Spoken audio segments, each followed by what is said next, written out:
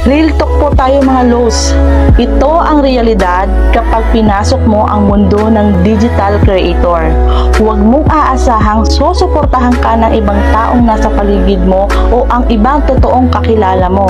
Hindi yan sila magre-react sa mga post mo at malalaman mo pa na pinagtatawanan ka pa sa mga pinagagawa mo at pagpapakapuyat mo, makuha mo lang ang criteria na kailangan dito.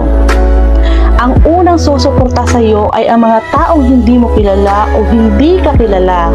Sila yung tutulong sa iyo para maabot mo ang hinahangad mo. Sila yung mga kapwa natin, content creator.